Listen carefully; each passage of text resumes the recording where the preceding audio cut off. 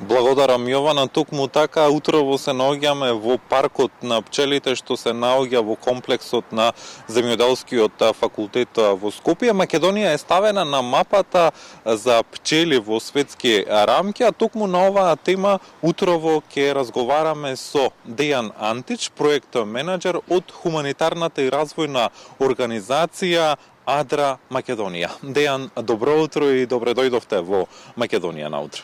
Здраво живо, Мартин. Благодарам на поканата да учествувам во вашата емисија и благодарност за постојаната поддршка да го промовираме паркот на пчелата. Нашата држава е ставена на мапата на пчеларската наука благодарение на бројните проекти што се реализираат во насока на заштита на пчелите. Кажете ми, која е причината, односно што доведе до овој резултат и успешност токму државата да биде ставена на оваа мапа? Па благодарение, еве, се наоѓаме на едно изворедно место овде во Скопје, Македонија. Оваа патека, Мартин, како што може да видите,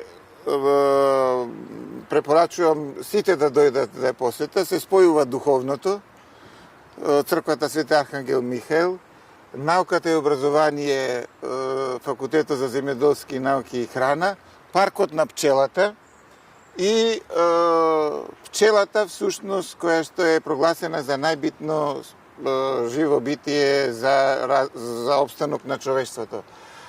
Македонија благодарение на, сега ќе зборувам во име на факултетот за земјоделски науки и храна и тимот таму кој што работи на проблематиката на пчеларството, со кој што ние сме веќе партнери веќе 6 години во поддршката и развојот на пчеларството во Македонија. Значи, Факултетот за земјоделски науки и храна, лабораторијата за биологија и селекција на медоносни пчели, со помош на своите партнери на глобално ниво, успеа да се наметнат како едни водечки научници и истражувачи во рамките на пчеларската наука. И благодарение на тоа, на нивната работа, на нивниот допринес на глобално ниво, нашата држава е ставена на мапата на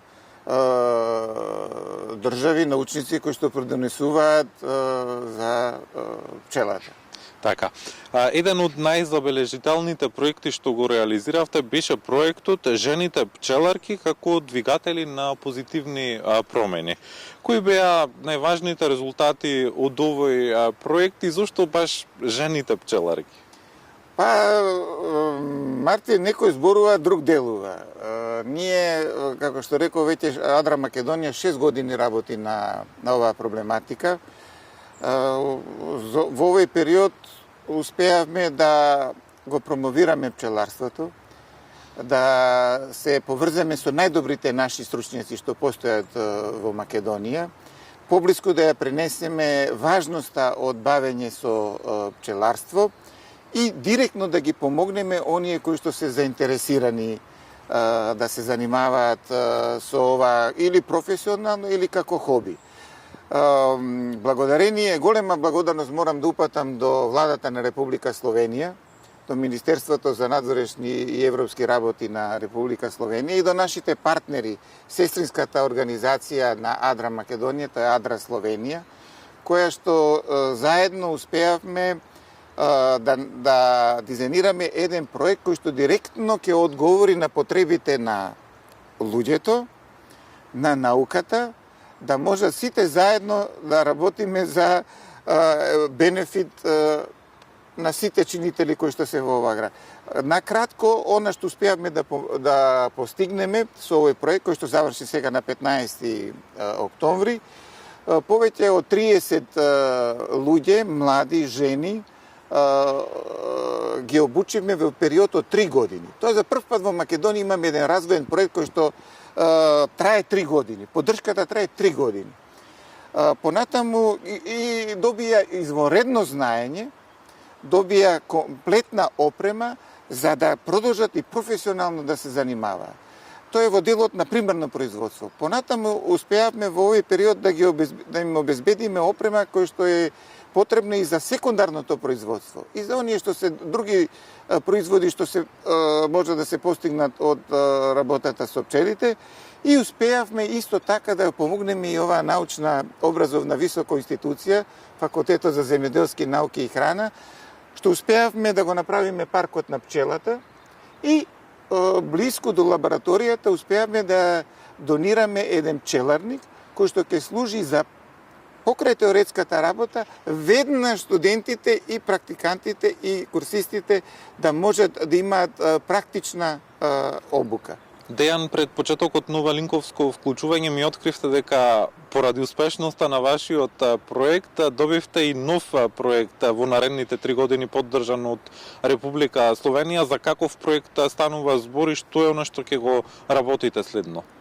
Да, морам да признам дека благодарение на симбиозата со сите партнери кои што придонесоа овој проект да стане успешен, не само на хартија на извештај, него на видливи. Резултатите се видливи, луѓето се повеќе од 50 луѓе, млади жени, успеавме да ги инволвираме и да ги заинтересираме и да ги мотивираме и да ги опремиме во оваа работа, и тоа беше препознаено од донаторот, од Министерството, и пред се наш голем поддржувач беше и амбасадорот господинот Прескер со својот тим, значи амбасадата на Република Словенија во Скопје, во Македонија. Многу не поддржува, многу успеа.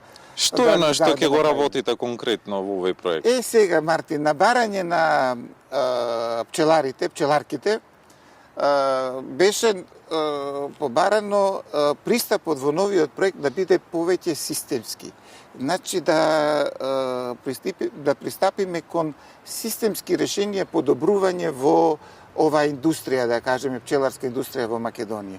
Значи би сакале да се заедно со сите партнери, сега би сакале во овој проект да го вклучиме и Министерството за земјоделство, да формираме задруга, пчеларска задруга, со сите овие кои што успеавме да направиме прва класа на високо едуцирани пчелари во Македонија. Не пчелари кои што се нели по YouTube или кои што има импровизации, него успеавме да направиме прва генерација на високо едуцирани пчелари со помош на нели на тимот.